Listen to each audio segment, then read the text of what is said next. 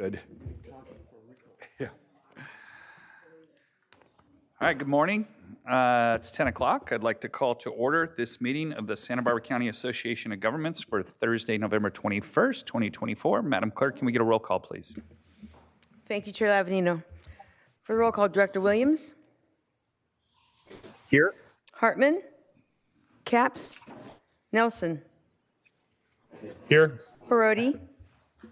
Here. Clark. Here. Rouse. Oh, there he is. Thank you. Osborne. Here. Julian. Here. Patino. Here. Infanti. Here. King. Here. And Chair Lavanino. I'm here. Thank you. Okay, if you could stand and join with me in the Pledge of Allegiance. Ready? Begin.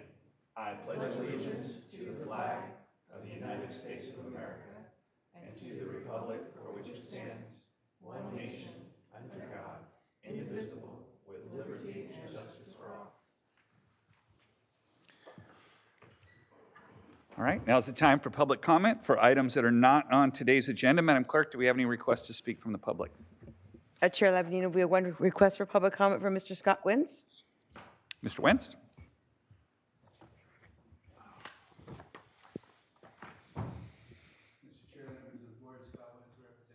Basic.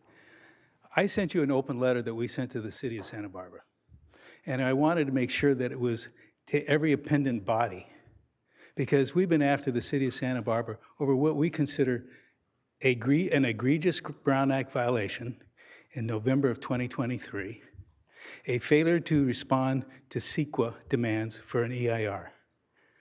The city of Santa Barbara should be called to bear by your staff, and your staff is not doing it. The city of Santa Barbara has stated that they are implementing their bicycle master plan. That bicycle master plan includes all of the city of Santa Barbara. They have not done their EIR. The city of Goleta talks repeatedly about its bike plan. We have gone before the city council of Goleta and said, you have not done your demanded CEQA EIR. And they just brush us off. Your staff, in recommending that money be given for projects, ignores this CEQA demand. So what's going on here? I mean, as a result, you and your appendant bodies often are giving money to the bike boys, like the city of Carpinteria. $86,000 for an organization they know damn good and well is a PAC. They violate their 501c3 standard all the time. Doss Williams gave them $386,000 when he first came on the board for their Bicycle Safe Routes to School program, a program that Ed France and the Bicycle Coalition has admitted repeatedly has failed. You have to stop doing this. Just because you want to make sure you're going to get a vote for your favorite project is not a reason to violate the law. And you have counsel sitting right here. And she has not once picked up the mic and said, you know, we don't see the CEQA demanded EIR. We don't see the other things. Thank you.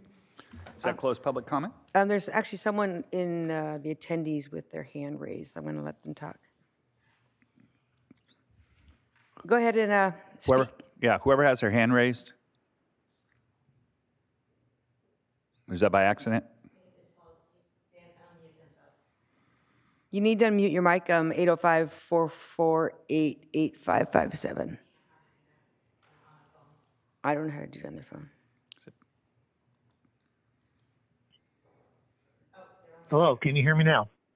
Yes. Okay, good. Tom Becker here in Buellton. Public comment. There is now going to be a change in the administration in Washington, D.C. with President Trump being reelected. I don't think he's going to be playing games the second time around. He was shot in the face. He was subject of criminal indictments that were false. His family's been attacked. And you know what? I just think he's fed up with, he's not to be playing games the second time around. with your governments, and this is unique because all the governments in Santa Barbara County are assembled at that meeting today.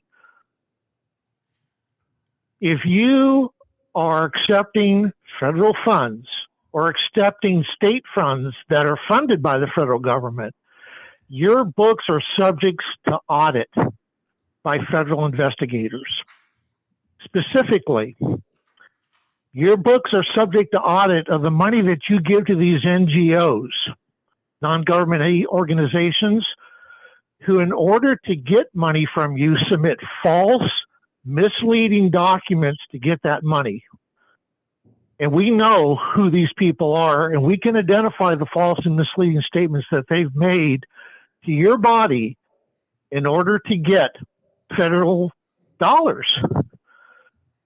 Many of your projects that you've built, road projects, have irregularities in the bid process as well as the approval process that really would have seriously changed that project to the benefit of the federal taxpayer, but maybe not having to pay so much money.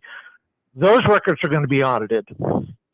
And here's the one thing that's very interesting. The money, the federal money that is given, or the state money that's given for subsidized housing, Section 8 housing, food stamps, medical benefits, a lot of that money is given to people who are here in this country illegally and who are not entitled to those benefits. And those books are subject to being audited. And all they got to do is find one illegal, undocumented person who received benefits from the county or cities or anybody, and the federal funding could be shut off to that government agency. So you might want to reconsider going through all your books, having your staff consider what they've done over the last 4 years or even further back. And I'll tell you why your money could be shut off by finding just one person who got money that they weren't entitled to. I remember when Adam Brothers Farm, they found one illegal alien working for Adam Brothers Farm. And that one person was all it took to authorize federal agents to go in and look at all the employee documents for Adam Brothers. Tom. They found 300 illegal aliens. Tom. So that's an example of what could happen. You find just one person. Thank you. Yes. That's your time, Tom. Thank you very much. Thank you. Okay, does that close public comment? Chair, we have no other requests for public comment. Okay.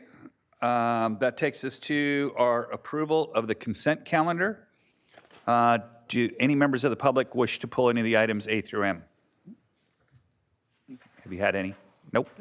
Any board members, directors, anything A through M from any of our locations? I don't see anybody in Santa Maria, don't see anybody online, don't see anybody here. I'll entertain a motion to approve the consent calendar. Move to approve. Second. Okay, That's King. we'll go with King Patino. How's that sound? Is that who that Okay. was? Okay. Yep. Okay, let's do a roll call, please. Director Williams? Aye.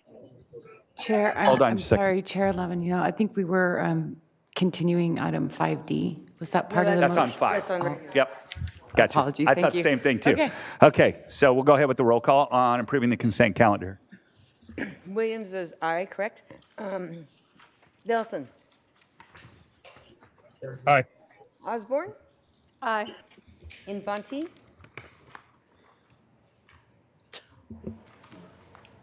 Hey, aye. Thank you. Sorry. Julian? Aye. King? Aye. Patino? Aye. Parodi? Aye. Clark? Aye. Rouse? Aye. And Chair Lavanina? Aye. Motion passes 11-0. Okay, let's take up 5A. Madam Clerk, can you please read that into the record? 5A. 5A. You guys are trying to keep me on my toes today. Come on. This is my last meeting. Oh, 5A, I thought we were, okay, never. 5A. Report Regional Broadband Program Draft Environmental Impact Report.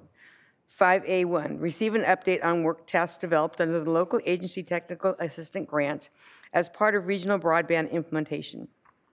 5A2, receives a summary regarding the regional broadband program environmental impact report and conduct a public hearing to accept comments on the draft PEIR for regional broadband. Direct staff to file a notice of completion with the State of California or the State Office of Planning and Research and the County of Santa Barbara. Clerk. Mr. Luna. Yes, good morning. Thank you. So if we can get the presentation up.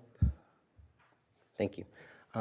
So we continue to make some great progress and strides on our regional broadband development in Santa Barbara County. We've reported to this board previously some of the tasks we're working on under the local agency technical assistance grant. And then one of those major tasks is the preparation of a programmatic environmental impact report for broadband. And so today's presentation, I'm joined by a consultant that SBCAG hired. This board approved a contract with ESA to perform and complete the program EIR. And that is, like I mentioned before, one of the tasks under the LATA grant that we call it, LATA. But you've also heard this will be an action where SBCAG is the lead agency for that program EIR. One of the first major actions we're taking since we added the broadband role to our Joint Powers Authority agreement. So, some of the other tasks that we're working on, as you can see there, is the high-level design, which provides that connection to the residences and other institutions in communities to provide them that high-level broadband connection. And the program EIR, so the consultant today, David, will walk you through some of the findings of the report and the actions that the board needs to take today, and then I'll bring it back to recommendations at the end. And at this point, I'll hand it over to David. Good morning. I'm going to try to figure out how to use this remote here. I hope I can here. And David, there's a button on the right side of that podium that will bring that microphone all the way up to you. Look at that. That is great. Thank you. I was going to have a stiff back probably after that if I didn't do this. Okay. Is that better? It's a lot better. Great. Okay. Well, thank you. Good morning, everyone. I was going to talk a little bit about, I got on the right slide here, a little bit about the, the Santa Barbara County Last Mile Broadband Program and the EIR that we've prepared. A little project background. This project was kind of the genesis was from the Broadband Alliance that was formed to explore kind of the opportunities for broadband expansion in the county, including the county and various incorporated cities and the tribe.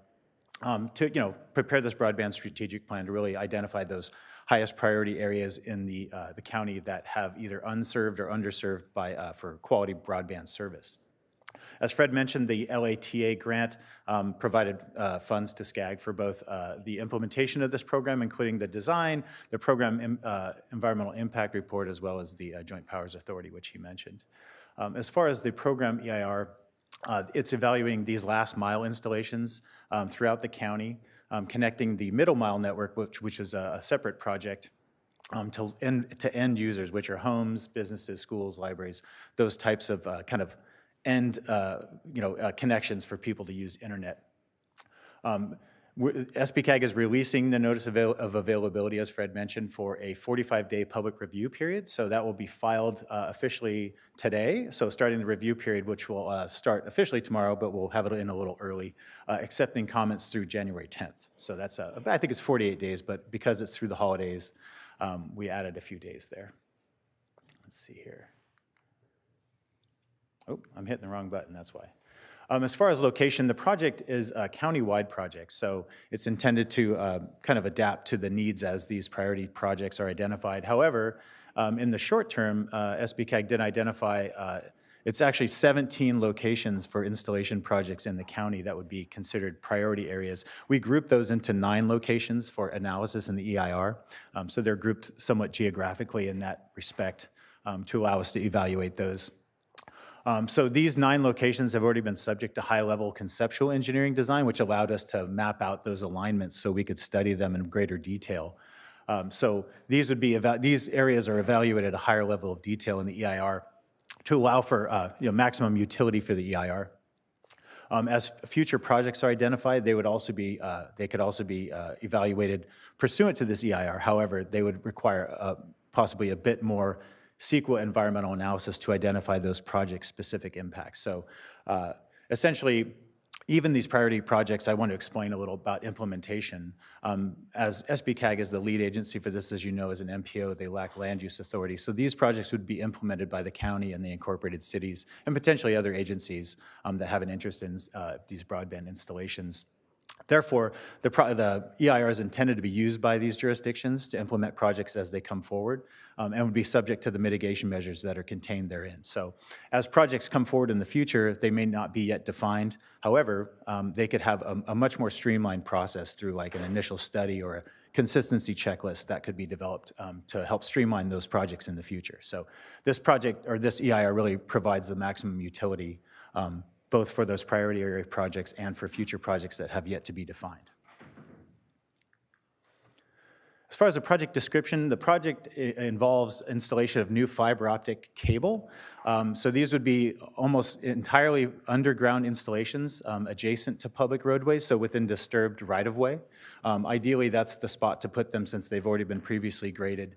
The idea is also not to try to avoid actually cutting pavement, but to actually stay to avoid pavement disturbance and traffic interruptions, things like that, but also minimizing the footprint of the actual construction. So using like a boring type of a construction method. So in this way, they can avoid drainages, sensitive habitats, things like that, while also avoiding major traffic disruptions. It is possible that some of these cables could be installed along existing utility lines or potentially even new poles if needed, but Golden State Connect Authority, who would be doing some of this work, indicated that it's really rare that that's needed, especially in a context like Santa Barbara County. So for the most part, these would be installed underground along existing roads. The components would include conduit for the most part, so this plastic conduit, you can see some there. It ranges between 3/4 inch and 2 inches maximum diameter. So these are really small facilities, and these would be generally installed, like I said, underground, shallow depths, maybe 18 inches or so typically, and the cable would be run through these conduits. And so that's the predominant activity under the project. It would also include some above-ground prefabricated huts or shelters to house network equipment. These would be pretty uncommon. I don't think they're necessary for all of these projects, but they would also include small above-ground like steel distribution cabinets and things like that. Also in-ground vaults and drops, splice points. These are all things where the cables basically connect together, and they can be connected to new lines if needed. As far as operations, they would operate generally passively once they're installed, so they really don't have much need for maintenance other than, say, maybe weed control or incidental maintenance, additional connections, things like that. But generally, these would just kind of be in the ground once built, and they wouldn't require a lot of activity. Regarding the CEQA process, as I mentioned, SBCAG is the lead agency for this project, and it would be implemented by the various agencies in the county with land use authority. The EIR is a first-tier CEQA document, meaning that it can provide streamlining for future projects for CEQA review, so it helped minimize the need for additional analysis. It is a county-wide program-level assessment, as I mentioned, but we do have the project-level analysis of those priority areas, so it does provide additional detail. And also includes mitigation measures to address both those program and project-level impacts. So it covers impacts for projects that still haven't yet been defined, but they could reach less than significant impacts using these. And also, we addressed a range of alternatives that achieve the basic objectives of the project. This is the full suite of the 20 issues that are listed in the CEQA Guidelines Appendix G checklist. We looked at all these as part of the notice of preparation process and noted through the initial study analysis that only 8 topics would be carried forward for full analysis in the EIR. So these are the issues that were carried forward and are now evaluated in detail in the EIR that's available for public review. All impacts evaluated in the EIR were determined to be less than significant without mitigation or with mitigation, but ultimately all were found to be less than significant, including the issues that I noted. And as I mentioned, it addresses the near-term impacts of those priority area projects and future projects that have not yet been defined. It evaluates project level and cumulative impacts based on information provided by the county for other projects happening in the county in the near term, and also evaluated the alternatives, including a no project alternative as required by CEQA, as well as 2 reduced project alternatives, including the reduced area priority areas only alternative and the existing infrastructure alternative. As far as next steps and the process, we're here now. We have the draft EIR being released for public review starting tomorrow, and we'll be running through the 45-day public review period, accepting public comments, and then we'll be preparing written responses to all the public comments received and preparing the final EIR for adoption, or for certification rather, early next year. That's the plan. As far as public comments, they could be submitted through January 10th, as I mentioned. They can be mailed in or they can be emailed. So please make sure to submit comments, and we'll be considering all those, as I mentioned, as part of the responses to comments in the final EIR to be prepared. And I'll hand it back to Fred. Okay, just to run through the recommendations for the board today. So we're having a meeting to ask that the board release the draft for public comment, and then that'll be, as Dave mentioned, available for public comment through January 10th, and then direct staff to file the notice of completion in 2 places, with the county clerk and then the Office of Planning and Research at the state level. And so essentially that'll kickstart the process. Just by the way of previous comments, we did a notice of preparation, and we only received 4 comments during that, indicating that we were going to prepare an EIR. So we would plan on bringing this back to the full board in approximately February for certification. Our LATA grant expires in May, so that gives us ample time to complete that process. And I'm happy to take any questions at this time. Do we have any questions from any of our board members? I don't have a question. I just want to say thank you. I'm about to step away from my political career, and it started when I volunteered on the local economic development committee for the city of Lompoc, and the #1 issue was broadband access. And 12 years later, we finally have the assessment for the entire county and for all our rural and our low income to better understand it. And I'm so excited that it's at least being delivered as I'm on my way out. And there will be potential future funds to be able to improve all of our communities. So thank you, SBCAG, for taking it on. Thank you for this board for supporting it. And I am confident you guys can deliver, given everything else you've delivered on infrastructure. So just want to say thanks. Excellent. Any other questions, comments from Santa Maria?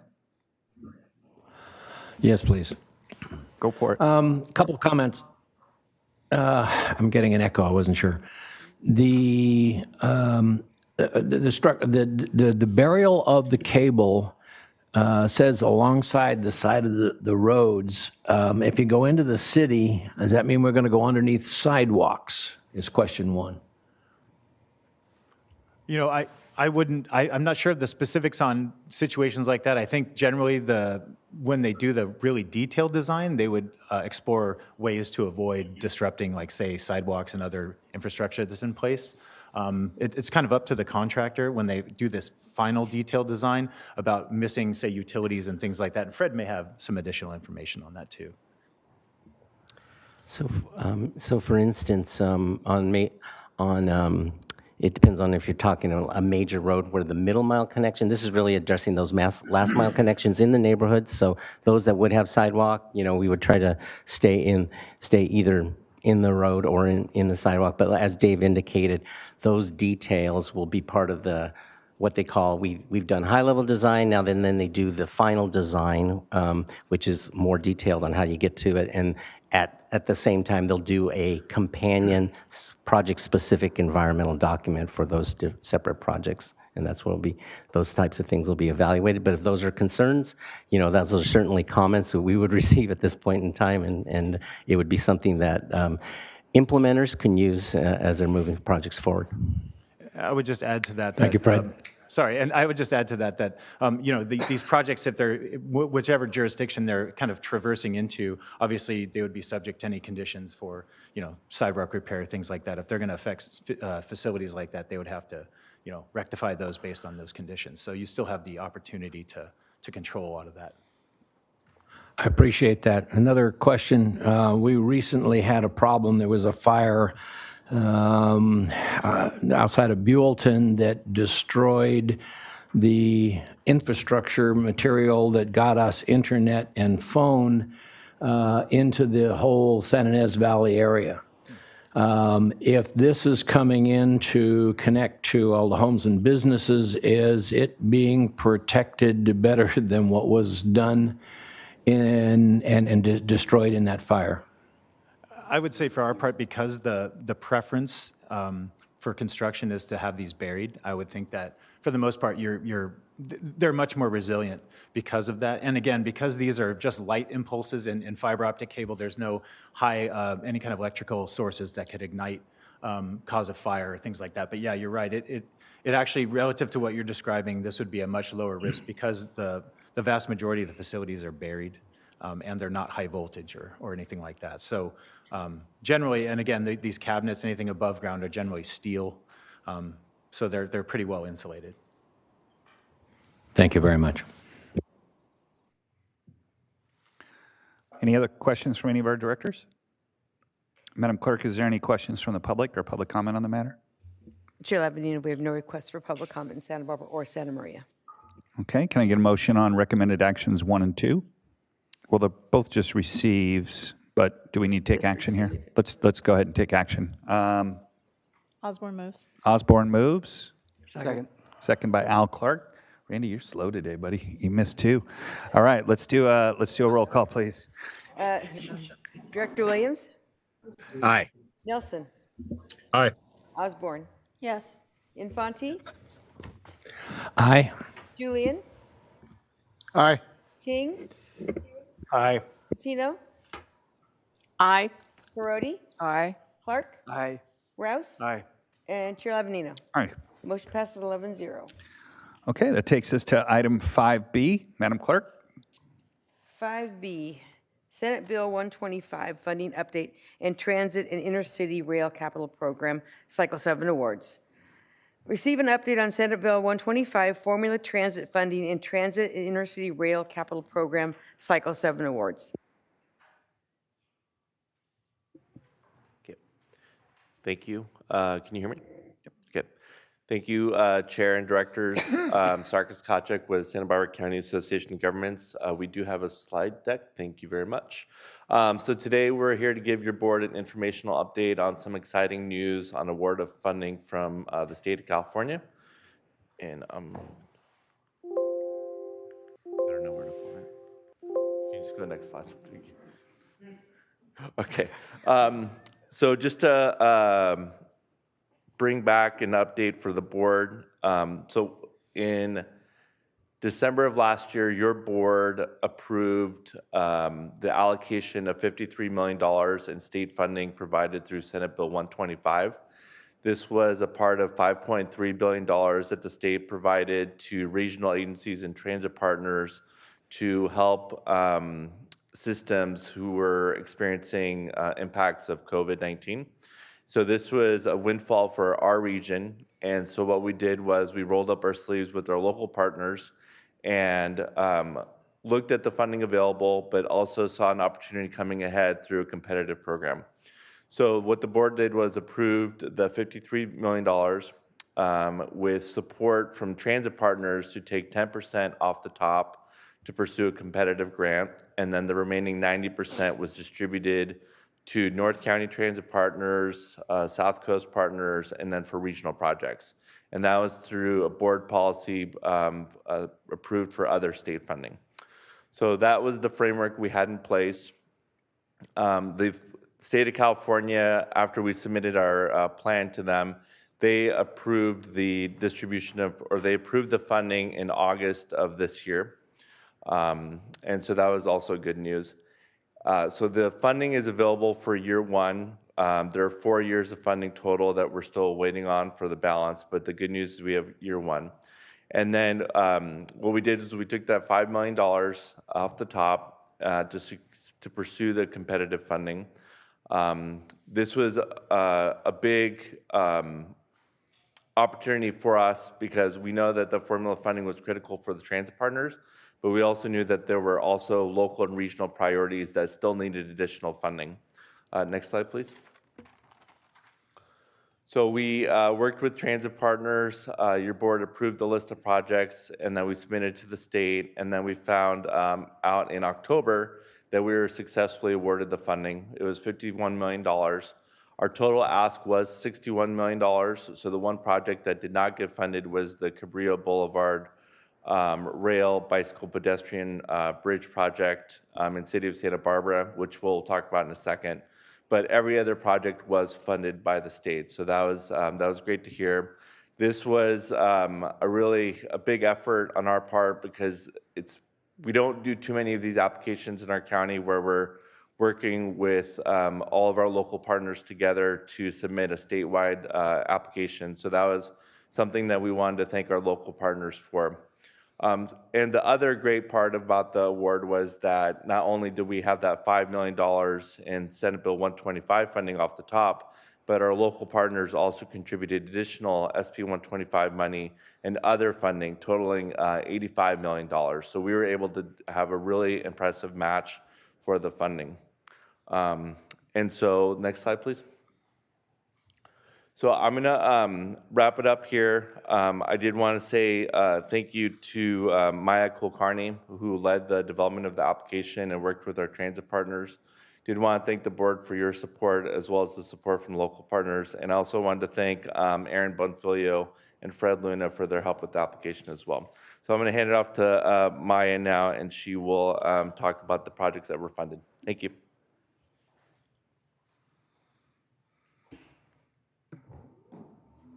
Finally get to use this. All right. Yes, so I'll go ahead and talk about the projects that were funded.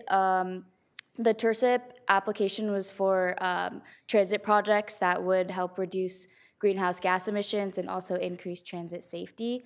So our first category of projects is transit electrification, which we got $14 million for a total of 23 electric buses.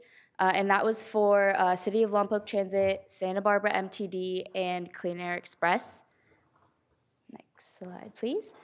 And our second category is transformative projects. So we received $2 million for contactless payments.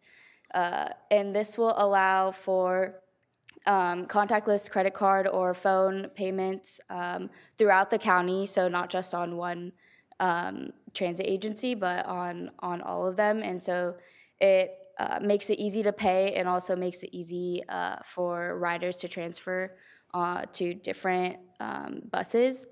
And then it also helps us with better data collection. And then the next project is we received 1.5 for Santa Maria Regional Transit's bus rapid transit system, which will provide dedicated bus lanes on Broadway. And then it'll also help with level boarding stations and then also signal prioritization for those buses. So it will make transit on that street way more efficient. And the next slide, please. And our last category that we received funding for were the transit facilities to accommodate all those e-buses that we are also receiving. And so for City of Lompoc Transit, they received about $5 million for their solar canopies and microgrid to finish their facility project. I think it's on D Street in Lompoc. And then Santa Barbara MTD received $18 million to complete their Terminal 2 Phase 2 in Goleta. And this will help with operation and maintenance for their rapidly expanding electric buses. And then the last facility is Santa Maria Regional Transit. They're receiving about $9 million for transit hubs in Santa Maria and in Buellton. And this will allow for charging during layovers, and not just for Santa Maria Regional Transit, but also for all the other North County transit agencies that are providing longer trips, so they can charge quicker. And then we also got funding from Coast Rail Coordinating Council's application as well. We received $63 million for the Ortega Rail Siding Project. And this allows for additional round-trip low-sand operations to Goleta and to San Luis Obispo. So it'll help reduce delays, not just for freight, but also for passenger rail.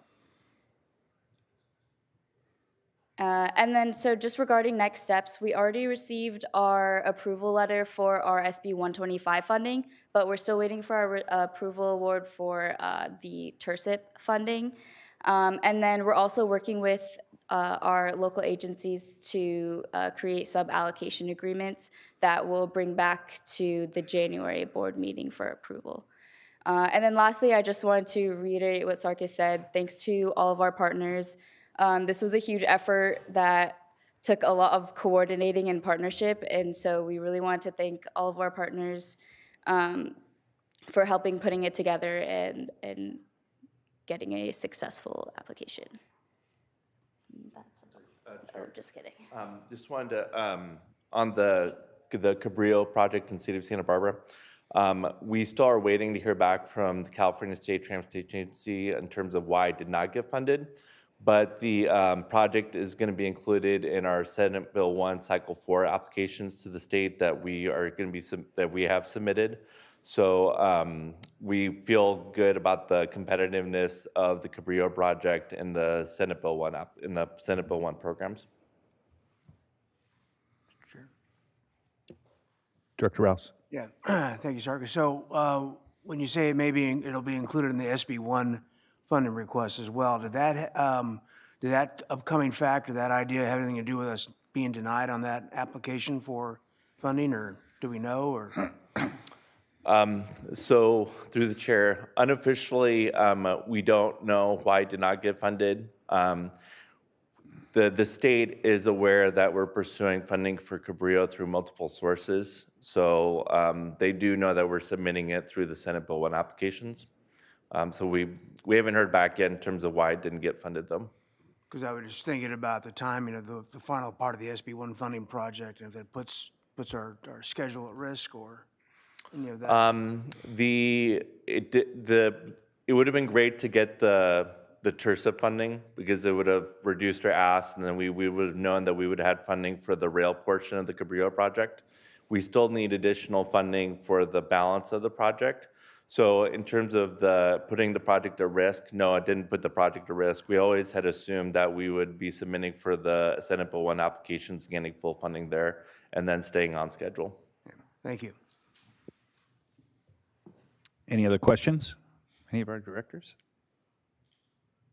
Do we have any public comment on the matter? Chair, I have no request for public comment. Okay. This was receive an update. Yes. We don't need anything. Okay. Very good. Thank you very much. Appreciate everybody part of that presentation. That takes us to 5C, Madam Clerk. 5C, fiscal year 25-26 overall work program. Provide input to SBCAG staff on projects and programs to consider in developing the fiscal year 25-26 overall work program. Good morning, members of the board, members of the public. Every year we have to go through a process to develop an overall work program. I find this very useful as the executive director of this agency because it documents everything we want to do in the next fiscal year, the staff we want to assign to it, the budget that we assign to each of those work elements, and it's a great management tool. But it is also an opportunity to think about what we want to do. So in our overall work program for 25-26, we do have on the docket to complete the regional transportation plan, to continue to implement our high priority projects for the Measure A program, including the 101. and to complete the 166 comprehensive corridor study and other projects, unmet needs and what have you. So we do already have that on the docket. But this is also an opportunity to apply for additional funding like we did last year with the 166 comprehensive corridor study. So this is my ask to you. Do you have any thoughts of what you would like SBCAG to work on in the next fiscal year? Planning, corridor studies, anything of regional significance, you name it. So the funding opportunity is called Sustainable Communities Funding Grant Opportunity. This is also available to the local jurisdictions to apply for directly if they want to do something in their local communities. But as well, SBCAG has been very successful in applying for these grants. We've done short-range transit plans. We've done I'm trying to remember the last one we did beyond the corridor study, and I'm drawing a blank. So, but this grant is due on January 22nd, so we have some time to discuss that. So if you have ideas, you're more than welcome to submit them to me or discuss it here, or we'll continue on. So the overall work program will be presented to you in the after the the beginning of the calendar year. We'll have a draft presented to you as well as a final. We have to finalize this by May for the Caltrans submittal for their approval. So if I can answer any questions, I'd be happy to do so. Director Osborne? The grant you mentioned, I know you have been meeting, but if there are funding and studies that need to be done, I would love this to consider the Santa Lucia Canyon and 135-1 intersection that's been having all of the deaths and accidents. I know that the base has some concepts and there's some immediate solutions, but there's some long-term that need to be, as that is expected to increase in traffic very quickly with all the commercial launches and the additional companies coming in, and now with Measure R passing and potentially a large entertainment theme space related program coming in, you'll have a lot more traffic going through that intersection, and the deaths that are already happening there shouldn't be happening. So if the grant would qualify for assistance with accelerating that program by doing this study to support a solution, I would love for you to consider that. Okay, great, thank you for that. And I'll work with Caltrans I know that they're looking at a specific location, but yeah, we'll work on with Caltrans on that. Anybody from Santa Maria?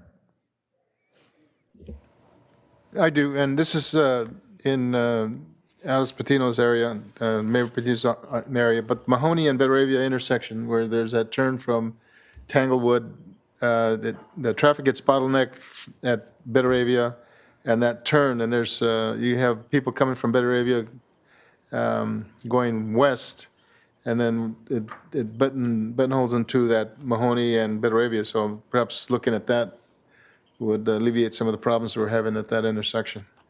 Okay. Again, I will work with Caltrans on identifying what we need to do there. Thank you. Thank you. Nelson, Supervisor Nelson? Yes, thank you, Chair Lavigno. Can you guys hear me all right? Yeah. Okay, I just wanted to second both of the last two speakers. I think that Santa Lucia intersection is probably the most dangerous intersection in the county right now, and it definitely needs immediate attention. So that should be the one. It would be my highest priority. I also would like to second Mayor Julian's understanding of what's going on at Belravia Mahoney Road. We're spending a lot of time on 166 and the safety there. But you can't deal with 166 without also addressing Belravia, because it's a parallel road, and it's one of the, if we slow down 166 or improve 166, we'll have bleed off onto Belravia, and it's the same population, and it's just a parallel route. So I want to make sure that we're having attention there. The last one I wanted to mention, and I know Director Kern is aware of it, it's 135 from essentially Clark Avenue into the city limits on McCoy. We've been looking to try to do a corridor study or apply for something there for some time.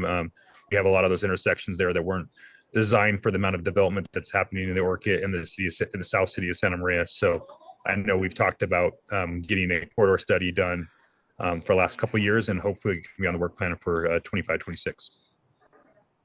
And Mr. Chair, I'll just chime in. The recent success of with the Ortega siding is jubilant, but also reveals the fact that we have several other siding projects that have been hanging out for a while and need funding and need construction if we're really going to realize some of the potential of the rail corridor. So I would just submit that one as something that we need to continue to work maybe a little more intense on. This is great. So thank you for that. feedback. You gave me a handful of things to work on, and we will see if we can get funding to do those things. So I appreciate your input. We have additional comments in Santa Maria. Right now, Public Works is talking to, we've been talking to Chris Sneddon about the Mahoney and Betaravia intersection. And we're also talking to Windset Farms and conditioning them to get that fixed. So, yeah, we've been on that as far as talking. Thank you. Okay, Okay, thank you. sounds good. Any public comment on the work program? Still have needed, we have no request for public comment. Alice, your mic's still on.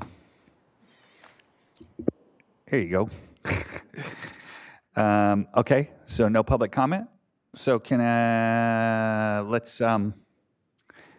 yeah, but we did provide staff input. So why don't we take a motion to move that forward? Anybody want to make a motion? Osborne moves. Second. Osborne moved. Rouse second. Roll call, please. Director Williams? He's absent. Is he gone? Okay. Nelson? Aye. Osborne? Infante? Aye. Julian? Aye. King? Aye. Patino? Aye. Parodi? Aye. Clark? Aye. Rouse? Aye. And Chair Lavanino. Aye. Motion passes 10-0.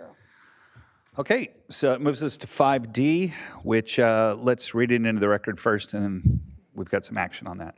Okay. Item 5D, peak hour morning train startup agreement. Approve and authorize the executive director to execute an agreement with the Southern California Regional Rail Authority and Ventura County Transportation Commission to provide startup costs to SCRRA for the initial Ventura-Santa Barbara Inter-County Commuter Train Service to be negotiated comparable to the attached to include an amount of $405,000, with SBCAG contributing an amount not to exceed $202,500, with a term ending June 30th, 2025, upon review and approval by legal counsel. Director Kern? Mr. Chairperson, members of the board, we'd like to continue this item. We just received notification from Metrolink that they want to increase their amount, so we got to bring this back to you with a different not to exceed amount. Okay, can I get a motion to continue? Move to continue. Second. Moved by Rouse, seconded by Parodi. Is there any public comment just on the continuance? Chairs, there's no request for public comment. Okay. Okay, roll call vote. Director Nelson? Aye. Osborne? Aye. Infante? Aye. Julian? Aye. King? Aye. Patino? Aye. Parodi? Aye. Clark? Aye. Rouse? Aye. And Chair Lavanino. Aye. Motion passes 10-0. Okay, next item is 5E, Madam Clerk. 5E, elect board chair and vice chair for 2025. Okay, I am the current chair. Director Rouse is the current vice chair. So I think usually we have city-county offset. And in talking to Director Kern ahead of time, it was Director Nelson and Director Capps both have not been chair. I think it's always a good idea to have a North and South County perspective, especially when we travel to DC and those types of things. So I'll open it up for discussion, but my initial idea would be to have Director Rouse as the chair and Director Nelson as the vice chair. So moved. Okay. Second. Moved by Director Osborne, seconded by Director Clark. Is there any discussion? Director Nelson, you cannot speak. No, just kidding. Yes, all right. I'd be happy to serve. Okay, thank you. And there's also no, Okay, great. Let's run the roll call. Director Williams, not back. Nelson? Aye. Osborne? Aye. Infante? Aye. Julian? Aye. King? Aye. Patino? Aye. Parodi? Aye. Clark? Aye. Rouse? Aye. And Chair Lavanino. Aye. Motion passes 10-0. All right, that just takes us to item 5F. 5F, recognition of outgoing SBCAG Board of Directors for the distinguished service and contributions. Receive and file a presentation recognizing the outgoing SBCAG Board members, Board of Directors for their distinguished service and contributions. Good afternoon again, SBCAG board members and members of the public. This is a bittersweet moment for me of recognizing our outgoing board members. I really appreciate the support that this entire board gives me and this agency to do what we do and bring the improvements to the community and celebrate those improvements as we go. While the 2024 general election results have not been certified yet, we do know that several of our members will not be joining us in 2025. And this is our last meeting of 2024. If you haven't noticed, we did all the election and calendar and all that fun stuff. So we want to take this moment to honor some of our outgoing board members, Mark Infante, Dave King, Janelle Osborne, and Doss Williams. I often talk about our team being small and mighty, but it would not be possible if it was not for your unwavering support and dedication, your strategic insights like we just heard on the last item, and your visionary leadership. You're what makes this happen and makes us move forward, and your camaraderie that you have together really shows. And I really hope that those who are on this board are proud of about being on this board, because we get a lot done and working together. Starting with Mark Infante, Director Infante has been on the SBCAG board for 2 years. He was first elected as mayor in 2022, and I've heard from him directly that he's happy to step down from mayor and to be a regular council member again. We're grateful for his 2 years of service as he spent as SBCAG director, made complete with his legendary Able Skeevers treats that he shared with us at North County Subregional meetings, and we really appreciate that. When I first met Mark, he described SBCAG experience as feeling like a little fish in a big pond. It's impressive how quickly he embraced the learning curve of the board, because I know that it is not common knowledge what we do and how we do it. And ultimately tackling topics as our broadband to bike paths, grant applications during his tenure. I appreciate Infante sharing with me how much he appreciated the unique opportunities he had to connect with his peers and meet leaders such as Director Patino and Julian because of SBCAG. You wouldn't have those opportunities to interact. Infante deserves commendation for how he represented the city of Solvang during his years of service and contributed to the Highway 154 Task Force Safety, tongue twister, Highway 154 Safety Task Force and our board. So thank you, Director Infante. Director King also served on the SBCAG board for 2 years. He was elected as mayor in 2022. We are grateful for the 2 years you served on the board. While Buellton may not have Solvang's famous Able Skeevers, King's experience with the California Highway Patrol allowed him to seamlessly step into the leadership roles that prioritize regional collaboration while maintaining his strong commitment to the city of Buellton. King deserves commendation for his support of his colleagues on the SBCAG board, sharing his passion for rail with us all. He also volunteered to serve on this Coast Rail Coordinating Council and helped advance roadway infrastructure initiatives for the Highway 154 Safety Task Force as well, in addition to Infante, and the State Route 256 Road Diet. So thank you, Director King, for all the service that you brought to SBCAG. Director Osborne has served on the SBCAG board for 4 years. She was first elected as mayor in 2020 and previously served on the council in 2016 and a rotation of mayor in 2018. And then over the past 4 years, Director Osborne has strengthened the SBCAG role and influence on regional issues. As she said earlier, she tirelessly advocated for broadband since her first dipped her toe into politics. And she also represented SBCAG in both Sacramento and Washington, D.C., and she was also present when we received the funding for the Highway 101 corridor at the CTC meeting a year or so ago, while staying vastly committed to the city of Lompoc. She has represented the city well. So she also advocated for the full funding for the Highway 246, the San Ynez River Robinson Bridge project, the replacement project, ensuring connections not only for cars going over that bridge, but also pedestrians who use that quite frequently. And the bridge is currently very narrow for that use. So we're going to be seeing pedestrian and bicycle improvements along that corridor. I just attended a meeting a couple weeks ago that talked about that, and I'm happy to see the progress being made there. And again, I got to mention broadband again. It's a topic that was not in our wheelhouse, but at SBCAG, but it was definitely in Director Osborne's wheelhouse.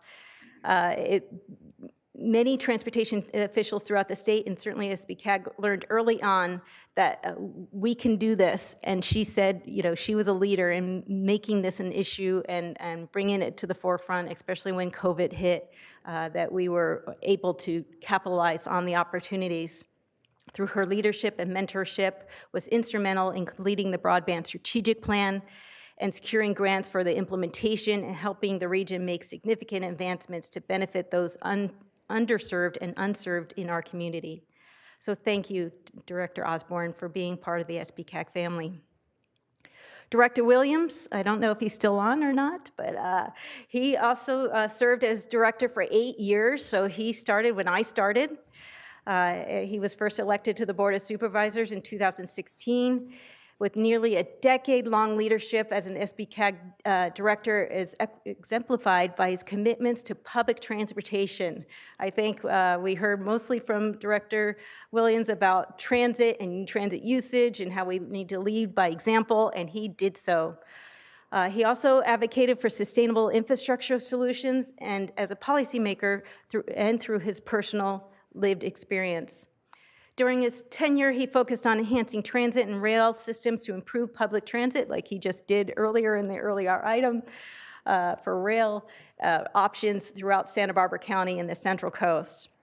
He became a valuable strategic partner in the 101 project. He represented us many times addressing the diverse needs of the residents in Carpinteria and the South Coast and the communities he serves, while maintaining the commitment to alleviate congestion through Measure A's Lane in the Train Promise. He advocated for constructing roundabouts in Montecito before the highway work was done to support traffic safety and efficiency, which was completed ahead of schedule. Additionally, he is commended for recognizing the collaborative and collective efforts between the county, the city of Carpinteria, Caltrans, and SBCAG, and completing the award-winning Santa Claus Bike Lane project, which we're all very proud of. So 3 decades of community discussions saw tangible progress during Williams' tenure. So I really appreciate his input and what he's brought to the table, and I'm going to miss all of the board of directors that we're saying goodbye to today very, very much. So on behalf of the entire SBCAG agency, thank you all for your service. We have a small token of appreciation. We have some framed photos of your time with SBCAG and some swag from SBCAG so you can remember us hopefully fondly as you move on with your careers and your continued service to our community. So thank you, thank you, thank you.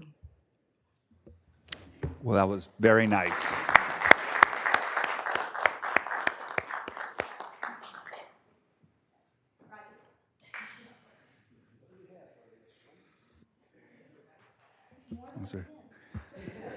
Those are passes on the Clean Air Express? No.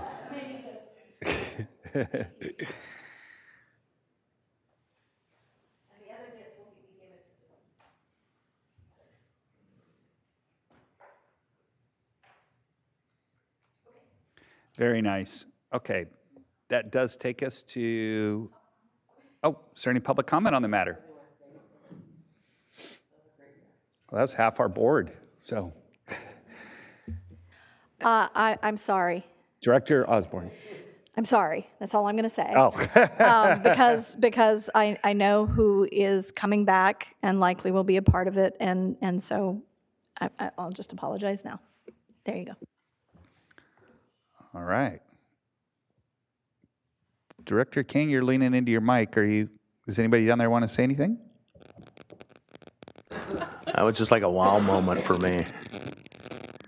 I would like to thank everybody that I've worked with here. I know you guys are all doing a great job. There's so much infrastructure here that needs to be taken care of in Santa Barbara County, and I know that this will be left in good hands. Director Infante? Thank you very much. First off, as Margie suggested, meeting all of you has been a great pleasure. It's been an opportunity that I never would have gotten any other way. I still feel like a little fish in a big pond, but I've enjoyed meeting everybody, including Mr. Lavanino, which goes back and forth occasionally.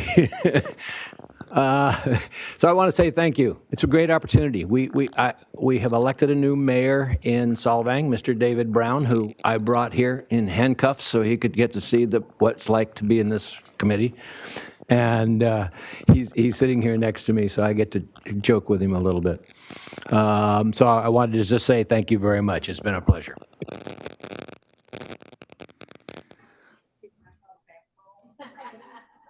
Anybody else? Santa Maria, your mics are on. Yep. That No, is not us. I think that's Bob's That's mic. not us. Oh, that's Bob, sorry. That's Pasadena. Hey, yeah, we're here in Pasadena at SBCAG, and I just want to say that, I was active in older days of SBCAG where the silos were stronger between regions, between interests, people interested in transit, people interested in freeway improvements, people interested in different things. And I will tell you, one of the greatest pleasures about working at SBCAG, sitting on SBCAG in the last 8 years, is the fact that the board is much less siloed. People who want freeway improvements also want transit improvements. People who want regional improvements, also are thinking, or local improvements are also worried about regional improvements. And I think that is really important for us going forward. And to see staff can use that greater level of unity, that greater level of understanding that board members have, can use that to get more work done. And that's what's happened. And I really think that this has been a successful organization for a number of years, and it's been a pleasure to sit with all of you. Well said. All right. Sounds like CSAC's a lot of fun. I should have gone there. All right. All right. I think that. Okay. That takes us to item 6, Executive Director's Report. Yes, I can sit down here for this one. Okay. Directors, I'd like to share that we have reached a significant milestone with seeking funding for the completion of the Santa Barbara US 101 corridor.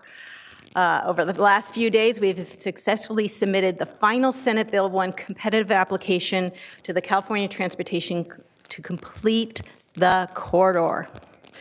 We shared in September, Caltrans selected SBCAG as a joint applicant for the SB1 funding for the Solutions of Congested Corridor Program and the Trade Corridor Enhancement Program following a year-long nomination process.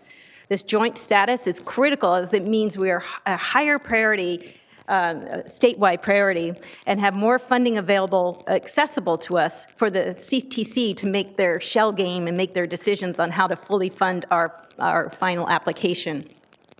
SBCAG has submitted a third application for the local partnership program to complete the funding request of $137 million. The funding is leveraged by $65 million in regional funding, including from our Measure A program, to provide the match. I want to thank the board and the partners for the support of our application development.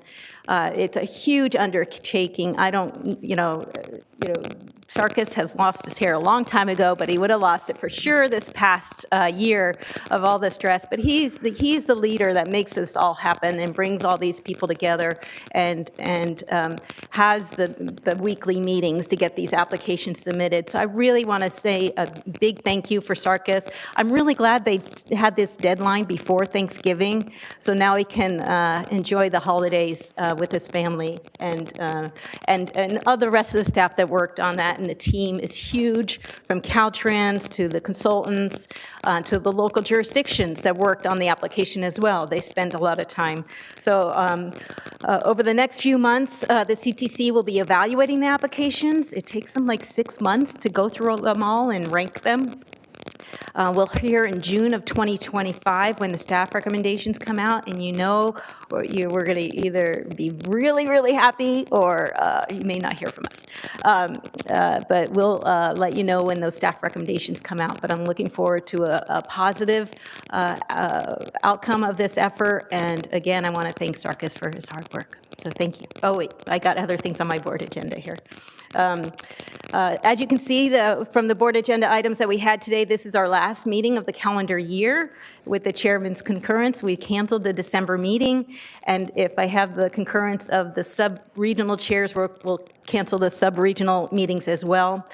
For 2025, I'm looking forward to the board retreat, which you all approved on your calendar, that you approved under the consent agenda. It's February 27th.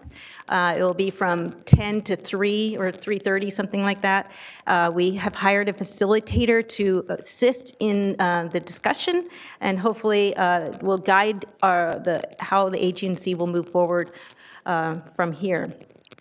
I want to thank you again for your continued support of SBCAG and all that we've accomplished this past year and in the past 8 years. I've been here 8 years, starting in January, or as of January, and I'm really proud of this organization and what we've done. So happy holidays and see you next year. So thank you.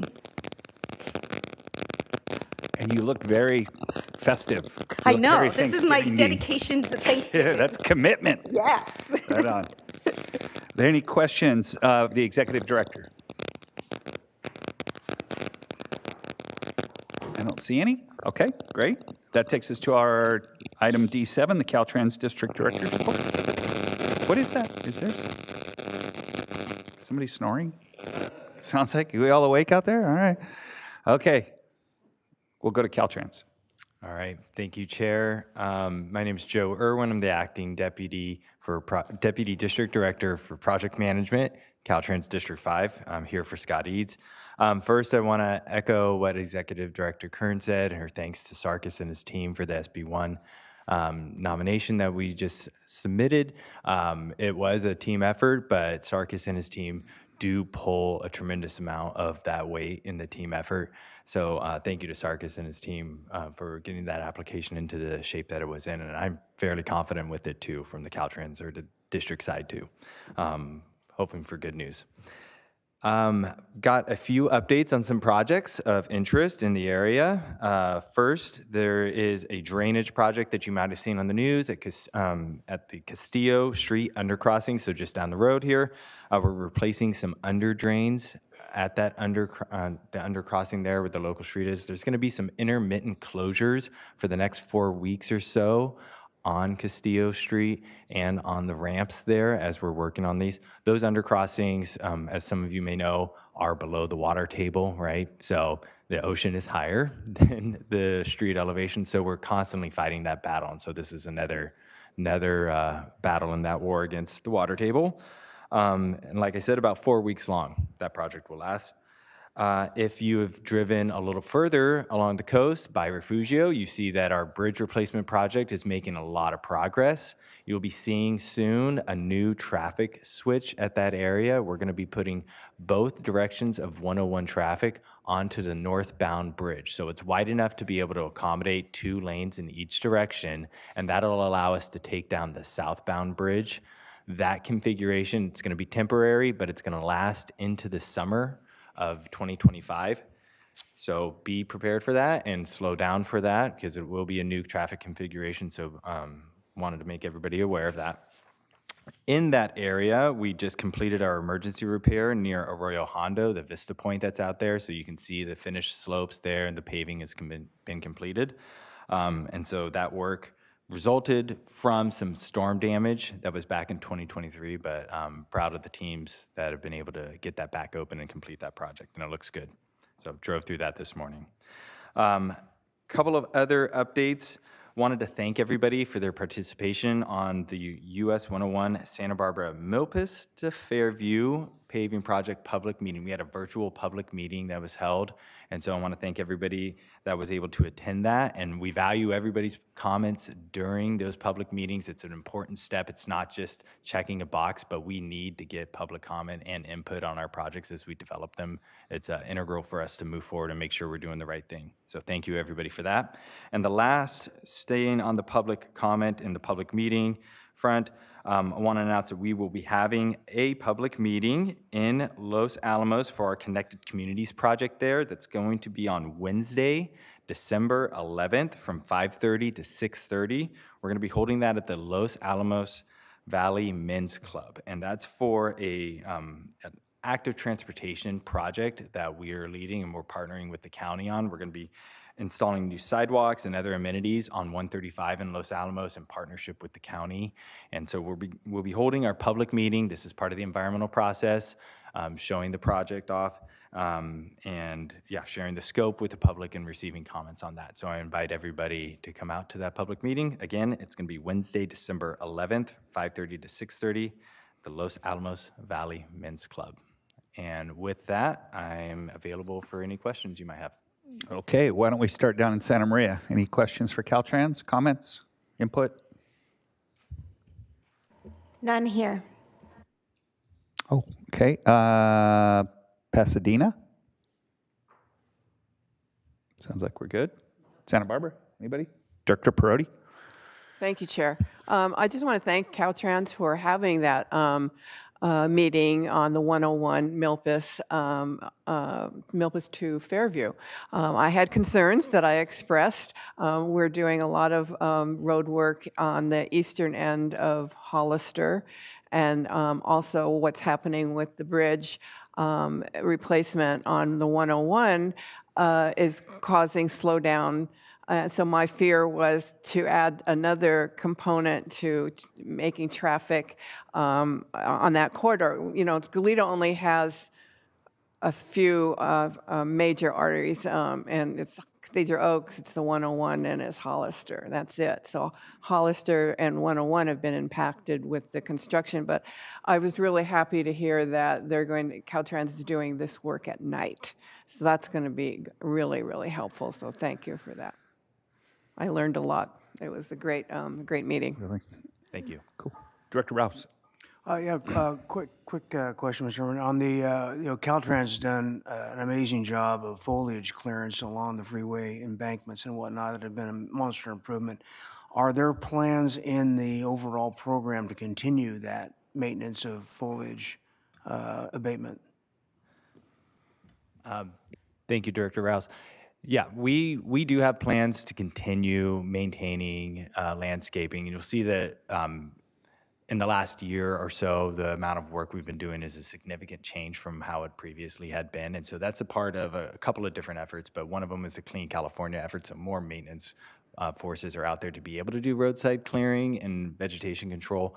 But it's also a shift in terms of how the maintenance group in our area is deciding to tackle these things and wanting to get out there and do more extensive clearing all at once, as opposed to minimal clearing and being out there more actively. So the larger clearing is a change in strategy that we've been implementing down here. Just speaking for my own community, it's been greatly appreciated and appreciate the partnership. And I'll just toss in, since we're giving kudos on partnerships, the help of Caltrans in clearing out the Santa Maria riverbed. A lot of that underneath the river, underneath the bridge, actually, where you couldn't see anything, was almost like another city under there. So the amount of work that needed to go into that couldn't have been done without Caltrans. So we really appreciate that work. I'll pass both of those kudos on to our maintenance forces. Thank you very much. Okay, that takes us to item D8, which is our committee meetings, both remote today. I don't know if Director Nelson, if you have a Calvans update. Just real quick, this is the time of the year Calvan starts to ramp down a little bit as it's not the harvest season throughout the state. So we're working on our maintenance. So we actually had our stakeholder meeting last week in Visalia. Things are going well. One of the big pieces of news is that Calvans was included in Proposition 4, the state climate bond, and there's $15 million that was set aside for the potential electrification of Calvans. So that's big news for us, and we want to make sure that whatever comes out of that, that we make sure we have a good business plan in place, and that we're using those taxpayer funds as appropriate as possible, and honoring the voters' wishes there. So something to stay tuned to, everybody. Thank you. All right, and then Director Williams with LoSAN. We've had a couple LoSAN meetings since the last SBCAG report. One, of course, has been the follow-up on the grant received for the Ortega siting, which is really exciting. We approved a contract for beginning the project, the design phase, not construction phase. But it's still exciting to see some momentum on this project after, talking about it for several decades. And then one meeting was canceled for lack of quorum. And so it's a reminder, whoever takes over this slot, you really want to be able to do it in a place where you're going to be able to attend, because the quorum has been tenuous. But at a second attempt, they did have a meeting with covering the business plan for the next cycle. The biggest piece of change is that Brian McDonald, who is the chair, did his mayor's race down in Oxnard, so there will be a new shuffle of positions at LoSAN. Okay, thank you. That takes us to 1-minute reports. Why don't we start in Santa Maria? Any directors? Director Patino? Oh, one here. Yes, me. We are nearly completion of over 100 ADA ramps, and we have done 16,000 square feet of sidewalk repairs. And we've completed some bus stop repairs. For some reason, people think they need to graffiti and tear down part of the bus stop. So we have done that. Thank you. Thank you. Santa Barbara, Director Osborne. Last night, or 2 nights ago at the council meeting, we approved the hearings and the public proposal for a revamp of our public transit flow, so that we will move from several routes that go east-west and adding an H Street corridor shuttle, so that instead of being a 40-minute trip, it'll reduce it to 20 minutes, likely anywhere within the community. And then outside those regular hours, move to a microtransit proposal. It'll come back before council as part of the application for federal and state funds for the additional 7% increase in cost. Should cover everything and be approved in February by that council, but we moved it forward to start the contract and the updates. And then we are finishing up. Lompoc doesn't get a chance very often to pave outside of Caltrans. Thankfully, paving Ocean this past in 2023, and plans to pave H in the next, I hate to say this, 8 to 10 years. We often get a chance to pave a lot, but we have been able to pave several of our transit areas inside the city and are going through that phase over the past 4 weeks with 2 more weeks and then striping to come through. So you'll see new roads paved and updated that haven't seen it probably in 10 to 15 years, as you've been seeing. So just it's exciting times in transit in Lompoc, and I hope to see that it continues. Director Rouse? Yeah, in the city of Santa Barbara, after many, many decades of public outreach planning and fund seeking, we finally opened our library plaza. And right after that, a couple days ago, we broke ground on our long-awaited police station. Both of those projects were committees that I was on over 25 to 30 years ago as a citizen. And in case anybody wonders why I remain a little bit pessimistic about the State Street Master Plan, that's one of them. But anyway, we got those done finally, which is a big deal for our community. Great. Director Perotti? Is this on? There we go. There's a lot going on in Goleta, but it's all good. We had our meeting Tuesday that went, I think the longest it's ever, I think it was well after 11 o'clock, and a lot of the issue was over the library. We're having to close our library while we do some improvements, and we did agree on a location where the new library would be while the improvements were taking place. Everybody, it's obvious to me that everybody loves our library, so it was a big deal. So, busy with, holiday stuff, holiday parades coming, Goleta's Finest is going to be coming, and I just would like to take this opportunity to thank everybody for all the work that the SBCAG has done, and I've learned a lot this last year, and it's been really a pleasure being on this board, and I have to say I agree. Was it Director Williams that said, there used to be silos. I used to always hear that about SBCAG, and I think I was a little hesitant to get on when I did, but I see this board as we've all worked together, and when we work together and look at the whole region, we get more things done. So we get it done, Director. GSD. Yeah, so All thank right. you. Happy holidays. Pasadena.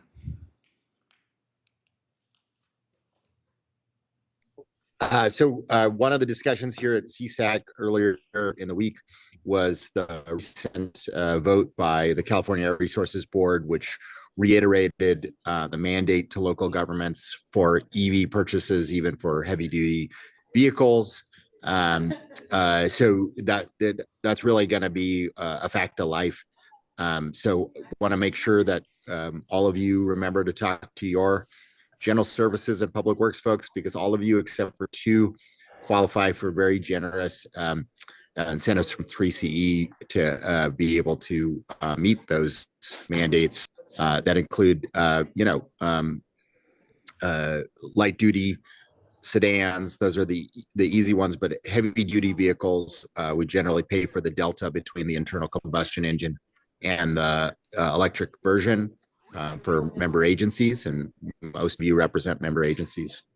And then the county has passed a milestone in that we now have our 3 electric trucks for both parks and for public works. And then we took our arborist, Chris Snedden took our arborist, Udi Loza, who many of you know, dedicated man's man truck guy, and gave him a Chevy Blazer EV, and now he is like the Paul of Tarsus for EVs, a thorough convert. So if Udi can do it, who drives more than just about anybody in the county, it's working out there.